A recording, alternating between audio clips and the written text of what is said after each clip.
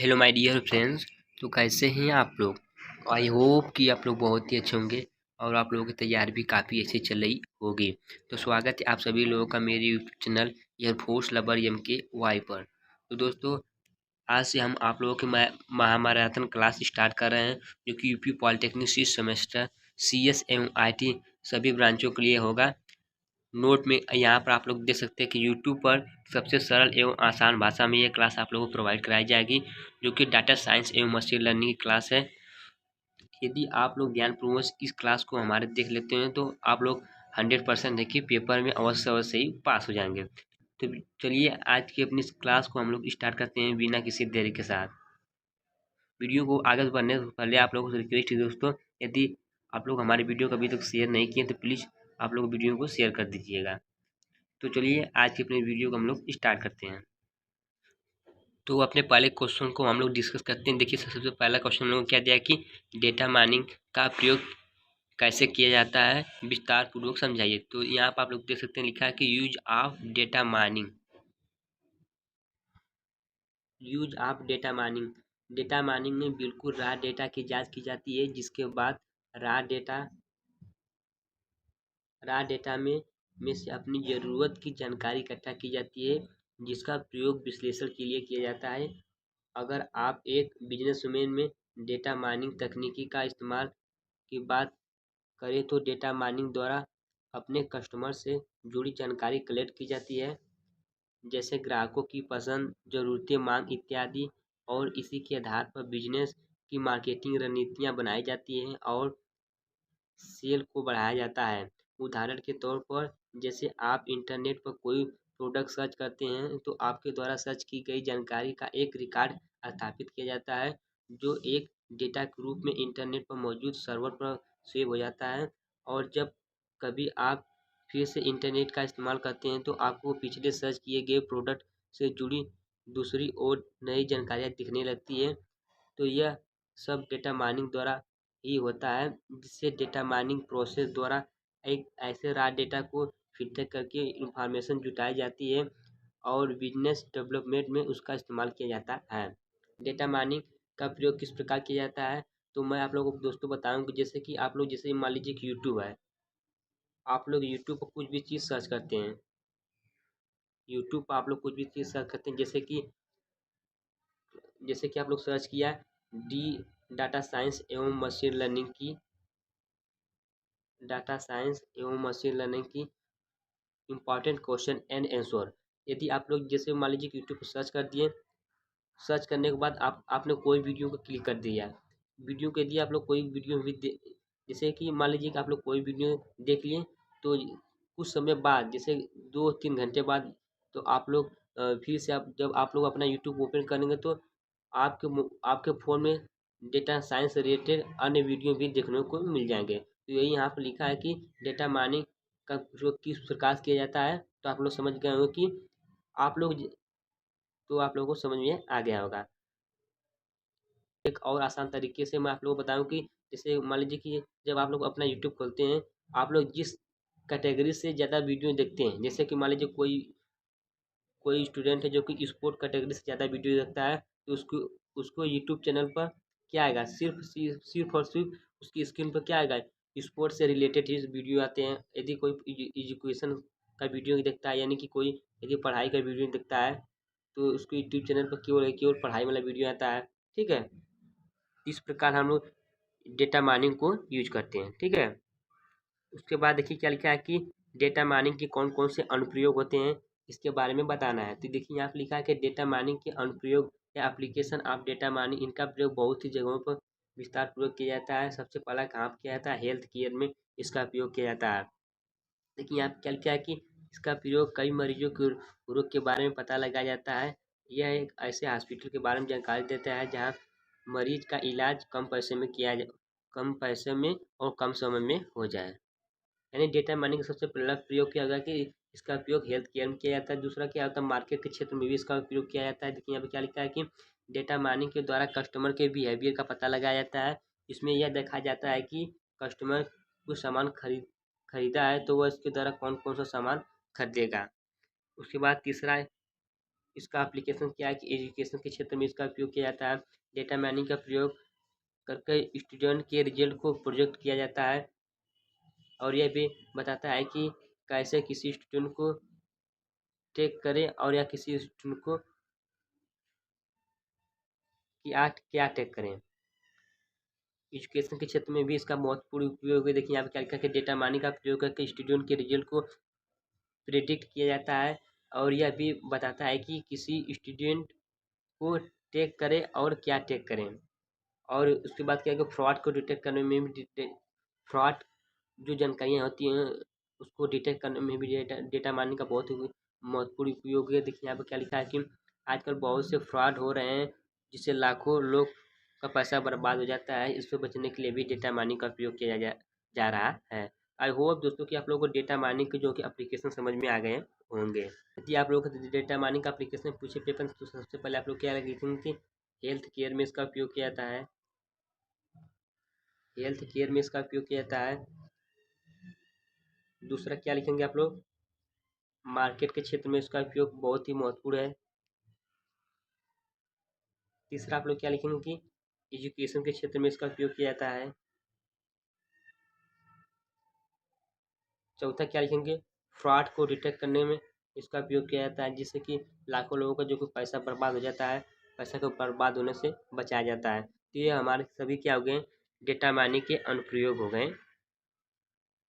उसके बाद next question हम लोग को क्या दिया कि डेटा माइनिंग के चरण को लिखिए, यानी कि डेटा माइनिंग कितने प्रकार से प्रोसेस किया जाता है उसके प्रोसेसिंग को बताना है। देखिए यहाँ लिखा है कि डेटा माइनिंग के बेसिक स्टेज में डेटा प्रोसेसिंग साइकिल के मुख्य रूप से 3 चरण होते हैं। सबसे पहला क्या होता है, डेटा माइनिंग का पूछे कितने चरण होते हैं तो डेटा माइनिंग का आप लोग 3 चरण बताएंगे। सबसे पहला चरण कौन सा होता है, इनपुट चरण, दूसरा प्रोसेसिंग चरण, तीसरा आउटपुट चरण होता है।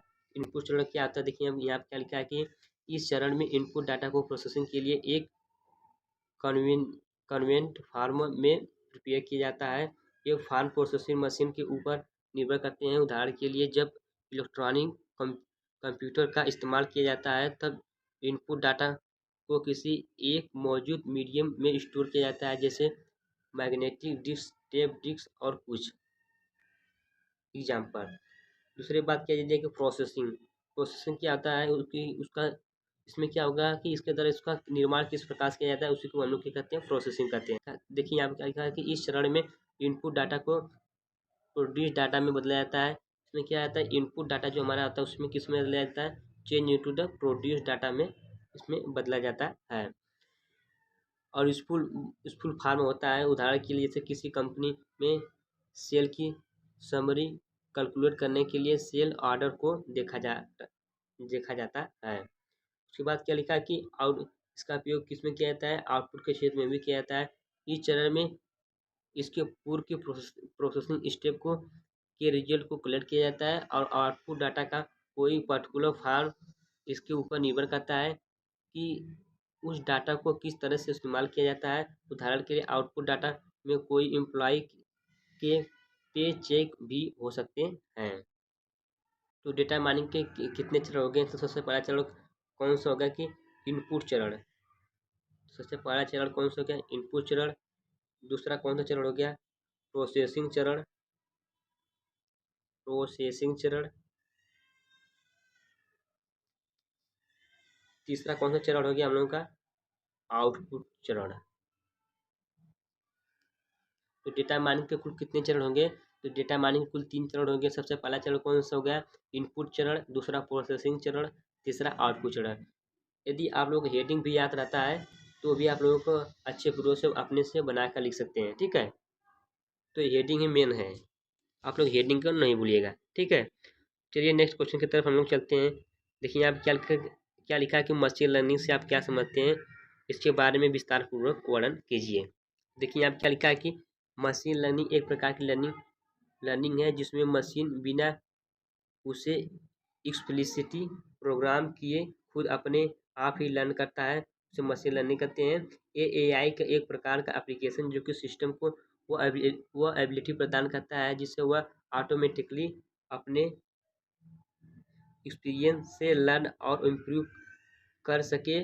और यहाँ पर हम एक ऐसा प्रोग्राम जनरेट करते हैं जो कि उसी प्रोग्राम को इनपुट और आउटपुट को इंटीग्रेट कर बनाया जा गया हो।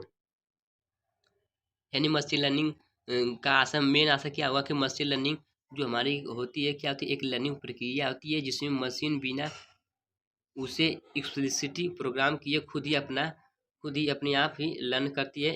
एआई का एक प्रकार का एप्लीकेशन होता है जो कि सिस्टम को वह एबिलिटी प्रदान करता है जिससे वह ऑटोमेटिकली अपने एक्सपीरियंस को से लर्न और इम्प्रूव कर सके। उसी को हम लोग क्या कहते हैं, मशीन लर्निंग कहते हैं। अब देखिए एक बहुत ही महत्वपूर्ण क्वेश्चन जो है कि क्या है कि आर्टिफिशियल इंटेलिजेंसी और मशीन लर्निंग में क्या अंतर होता है। ये क्वेश्चन आप लोग को पेपर में देखने को मिल सकता है जो कि 5 मार्क्स में आप लोग को 100% देखने को मिल सकता है। चलिए इस क्वेश्चन को हम लोग आप लोग को डिस्कस करते हैं। तो देखिए दोस्तों, यदि आप लोग को पेपर में आंसर पूछने को मिले तो सबसे पहले आप लोग क्या करेंगे कि 2 कॉलम बनाएंगे। एक तरफ लिखेंगे आर्टिफिशियल इंटेलिजेंसी और दूसरी तरफ क्या लिखेंगे कि मशीन लर्निंग। देखिए आर्टिफिशियल इंटेलिजेंस में क्या होता है, देखिए इसलिए यहाँ पर लिखा है कि इसका एआई का फुल फॉर्म होता है आर्टिफिशियल इंटेलिजेंस, जहाँ पर इंटेलिजेंस को डिफाइन किया गया है एक ऐसी एबिलिटी जहाँ पर नॉलेज को एक्वायर करता है, अप्लाई किया जाता है। और मशीन एमएल का पूरा नाम क्या होता है, मशीन लर्निंग, जिसे डिफाइन किया जाता है कि यह एक प्रकार का फीचर है जिसमें एक्सपीरियंस से नॉलेज और स्किल को एक्वायर किया जाता है। एआई का पूरा नाम सबसे पहले क्या लिखेंगे, इन दोनों का फुल फॉर्म लिख देंगे। इसका पूरा नाम होता है आर्टिफिशियल इंटेलिजेंस और ये मिल के पूरा नाम फुल फॉर्म क्या होता है कि मशीन लर्निंग होता है। ठीक है, सबसे पहले उसका फुल फॉर्म लिख देंगे। और दूसरे पॉइंट क्या दिया है कि इसका लक्ष्य मॉडल को सफल बनाना होता है। इसका लक्ष्य क्या होता है, मॉडल को सफल बनाना होता है। और इसका लक्ष्य क्या होता है, मॉडल को सटीकता को बढ़ाना होता है। ये हमारा क्या होगा कि दूसरा पॉइंट हो गया। और तीसरा पॉइंट क्या हुआ कि ये कंप्यूटर प्रोग्राम के जैसे कार्य करती है जो कि स्मार्ट वर्क बनाता है। वहीं और जो हमारा मशीन लर्निंग होता है वह क्या करता है कि वहीं एक सिंपल कॉन्सेप्ट मशीन होती है जो कि डाटा को ग्रहण करती है और उसे लर्न करती है। और चौथा पॉइंट क्या होगा कि इसका मेन गोल है नेचुरल इंटेलिजेंसी को सिमुलेट करना और ये कॉम्प्लेक्स प्रॉब्लम को सॉल्व कर सके। और इसमें चौथा पॉइंट क्या होगा कि इसका मेन गोल होता है कि किसी सर्टेन टास्क से डाटा लर्न करना जिससे ये मशीन के परफॉर्मेंस को मैक्सिमाइज कर सके और उसे स्पेसिफाइड टास्क के लिए उपयोग किया जा सके। और पांचवा पॉइंट हम लोग क्या हुआ कि एआई खुद ही डिसीजन मेकिंग होता है जो, और मशीन लर्निंग जो हमारा होता है वो क्या होता है कि अलाउ करता है कि सिस्टम के लिए जिससे वह डाटा में नई चीज़ें लर्न कर सके। उसके बाद नेक्स्ट पॉइंट हम लोग क्या दिया है कि एआई हमेशा किसी प्रॉब्लम ऑपरेशन को सोल्यूशन ढूंढने में विश्वास करता है, लेकिन मशीन लर्निंग किसी प्रॉब्लम का कोई सोल्यूशन चाहे वो ऑप्शनल हो या ना हो वो ढूंढने में विश्वास करता है। और लास्ट पॉइंट क्या है कि एआई आखिर में इंटेलिजेंसी और विजडम की लीड करता है, वही मशीन लर्निंग नॉलेज की ओर लीड करता है। जो हमारा एआई होता है वो क्या होता है कि इंटेलिजेंसी और विजडम की ओर लीड करता है, लेकिन मशीन लर्निंग क्या होता है कि और नॉलेज की ओर केवल नॉलेज की ओर लीड करता है। तो ये हमारा क्या होगा कि एआई और मशीन लर्निंग में अंतर हो गया। आई होप दोस्तों कि आप लोगों को इसका अंतर भी समझ में आ गया होगा। तो दोस्तों आप लोगों के एक इम्पॉर्टेंट इन्फॉर्मेशन आप लोगों को बता दो कि यदि आप लोग हमारे ये इस वीडियो को देख रहे हैं और यदि आप लोग इसका पीडीएफ पाना चाहते हैं तो आप लोग हमारे टेलीग्राम को और ज्वाइन कर लीजिएगा। इसका लिंक मैं अपने डिस्क्रिप्शन बॉक्स में दे दूंगा, तो वहाँ से जाकर आप लोग इस टेलीग्राम को ज्वाइन कर लीजिए और आप लोग नोट्स को प्रॉपर तरीके से पा सकते हैं जो कि आप लोगों का पेपर में बहुत ही महत्वपूर्ण भूमिका निभाएगा। चलिए चलते हैं अपन नेक्स्ट नेक्स्ट क्वेश्चन की तरफ, जो कि हम लोग नेक्स्ट क्वेश्चन किया कि मशीन लर्निंग के लाभ और हानि के बारे में बताइए। देखिए सबसे पहला कि advantage of machine learning. Machine learning का कौन कौन सा महत्वपूर्ण लाभ होते हैं, तो चलिए पहले लाभ की तरफ चलते हैं। देखिए यहाँ पे क्या लिखा कि मशीन लर्निंग के बहुत सारे वाइड एप्लीकेशन हैं जो कि बैंकिंग और financial sector, health care, retail, publishing industry आदि में इसका उपयोग किया जाता है। दूसरा लाभ क्या है कि गूगल और फेसबुक मशीन लर्निंग के इस्तेमाल से रिलेवेंट एडवर्टाइजमेंट पुश कर पाते हैं और ये सभी एडवर्टीजमेंट यूजर से पास सर्च बिहेवियर पर ही आधारित होते हैं, इसलिए टारगेट एड्स भी कहा जाता है। तीसरा इसका लाभ क्या होता है कि मशीन लर्निंग का प्रयोग मल्टी डायमेंशनल और मल्टी वेरिएट डाटा को हैंडल करने के लिए इसका उपयोग किया जाता है। और वही भी डाटा क्या होता है, डायनामिक इन्वायरमेंट में होता है। उसके बाद हम लोगों का चौथा लाभ कौन सा दिया है कि मशीन लर्निंग के प्रयोग से टाइम साइकिल रिडक्शन होता है और रिसोर्स को एफिशिएंट यूटिलाइजेशन भी किया जा सकता है। पांचवा कौन सा हम लोग को लाभ होता है कि अगर कोई चाहता है कि कंटिन्यूअस क्वालिटी लार्ज और कॉम्प्लेक्स प्रोसेस इन्वायरमेंट प्रदान करने के लिए, तब भी इससे मशीन लर्निंग के चरण कुछ टूल मौजूद होते हैं। उसके बाद लास्ट कौन सा हम लोगों को दिया है कि एडवांटेज। वैसे तो मशीन लर्निंग के बेनिफिट के अंतर्गत बहुत सारी चीज़ें आती हैं जो कि प्रैक्टिकली हमारे बहुत काम आ सकते हैं, जैसे कि ऑटोमस कंप्यूटर का डेवलपमेंट, सॉफ्टवेयर प्रोग्राम इत्यादि। साथ ही ऐसे प्रोसेस भी हैं जो कि बाद में ऑटोमेशन ऑफ टास्क हो पाते हैं। आई होप दोस्तों कि आप लोगों को इसका एडवांटेज समझ में आ गया होगा। तो चलिए चलते हैं इसके हानि की तरफ। देखिए कि यदि कोई भी चीज़ होता है उसका लाभ होता है तो उसका हानि भी अवश्य ही होता है। तो चलिए उसके हानि की तरफ चलते हैं। देखिए यहाँ पे क्या लिखा है कि डिसएडवांटेज ऑफ मशीन लर्निंग। तो पहला डिसएडवांटेज क्या है कि मशीन लर्निंग की एक मेजर चैलेंज होती है कि यह जिसमें डिफरेंट एल्गोरिथम पर बेस्ड होकर डाटा को प्रोसेस किया जाता है, और यह प्रोसेस किया जाता है कि किसी रिस्पेक्टिव एल्गोरिथम के इनपुट के हिसाब से इस्तेमाल करने से पहले, इसलिए इसका सिग्निफिकेंट इम्पैक्ट होता है रिजल्ट के ऊपर जो कि अचीव या ऑब्टेन किया जाता है। उसके बाद दूसरा डिसएडवांटेज क्या है कि एक और शब्द होता है जो कि इंटरप्रिटेशन, जिसका मतलब होता है कि रिजल्ट भी एक बहुत ही मेजर चैलेंज है। इससे ये डिटरमाइन करना है कि मशीन लर्निंग एल्गोरिथम की इफेक्टिवनेस कितनी है। तीसरा डिसएडवांटेज क्या है कि मशीन एल्गोरिथम के यूजेज लिमिटेड होते हैं, साथ ही में श्योरिटी नहीं होती कि एल्गोरिथम हमेशा सभी इमेजिनेबल केसेस में भी काम करेगी। उसके बाद चौथा डिसएडवांटेज क्या है कि डीप लर्निंग एल्गोरिथम को यह सपोर्ट नहीं कर पाते हैं। डीप लर्निंग की मशीन में भी बहुत से ट्रेनिंग डाटा की जरूरत होती है। उसके बाद लास्ट हम लोग को डिसएडवांटेज कौन सा दिया कि यह मशीन लर्निंग की बहुत ही नोटेबल लिमिटेशन की है। यह एरर के प्रति ज़्यादा सस्पेक्टेबल होते हैं, जो कि ब्रिंजॉल्फसन और MCFE इसके एक्चुअल प्रॉब्लम के विषय में बताया गया है, जो कि जब ये कोई एरर करते हैं तब इन्हें डायग्नोज कर और करेक्ट करना बहुत ही कठिन हो जाता है। ऐसा इसलिए होता है क्योंकि इसे अंडरलाइंग कम्प्लेक्सिटी के नीचे गुजरना होता है। तो आई होप दोस्तों कि आप लोगों को इसका एडवांटेज और डिसएडवांटेज भी समझ में आ गया होगा। उसके बाद नेक्स्ट क्वेश्चन हम लोगों को कौन सा दिया है कि मशीन लर्निंग के प्रकार क्या होते हैं, यानी टाइप्स ऑफ मशीन लर्निंग। ये बहुत ही इंपॉर्टेंट क्वेश्चन है जो कि प्रीवियस 10 ईयर में कई बार पूछा गया है। तो आप लोग ध्यानपूर्वक इस क्वेश्चन को देखेंगे। देखिए आप क्या लिखा कि मशीन लर्निंग के कितने प्रकार होते हैं। तो मशीन लर्निंग के कुल 3 प्रकार होते हैं। पहला सुपरवाइज लर्निंग, दूसरा अनसुपरवाइज लर्निंग, और तीसरा कौन सा लर्निंग होता है, रेनफोर्स लर्निंग होता है। तो सबसे पहला कौन सा लर्निंग होता है, सबसे पहला लर्निंग होता है जो कि सुपरवाइज्ड लर्निंग। दूसरा कौन सा लर्निंग होता है, दूसरा अनसुपरवाइज्ड लर्निंग। तीसरा कौन सा लर्निंग होता है जो कि रेनफोर्स लर्निंग।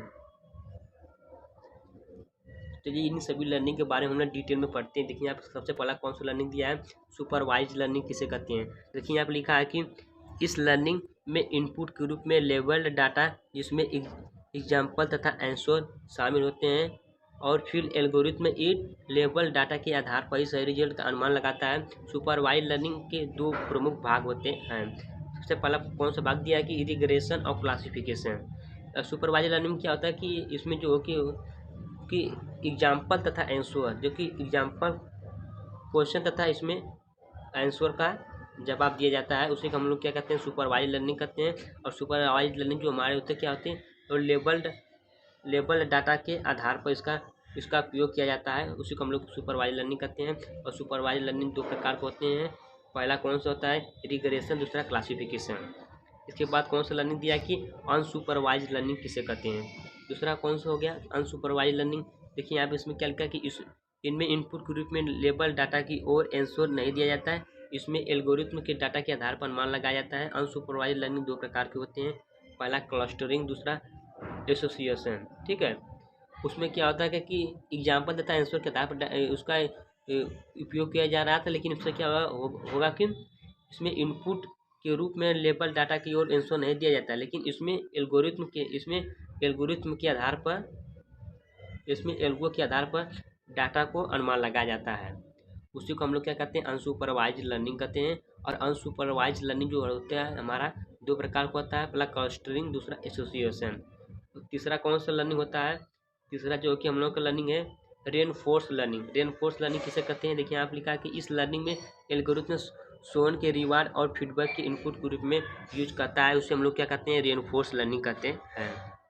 आज का हम लोगों का लास्ट क्वेश्चन है जो कि डाटा साइंस एवं मशीन लर्निंग का लेसन नंबर 1 का लास्ट क्वेश्चन सबसे देखेंगे हम लोग। क्या यहाँ क्या दिया है कि मशीन लर्निंग के क्या क्या एप्लीकेशन होते हैं उसके बारे में बताना है। तो सबसे पहला एप्लीकेशन क्या होगी फेसबुक में इसका एप्लीकेशन देखने को मिलता है। दूसरा कौन सा एप्लीकेशन होता है शॉपिंग वेबसाइट को बनाने में। तीसरा ईमेल स्पैम फिल्टर करने के लिए। चौथा यूबर की यूज में इसका उपयोग किया जाता है।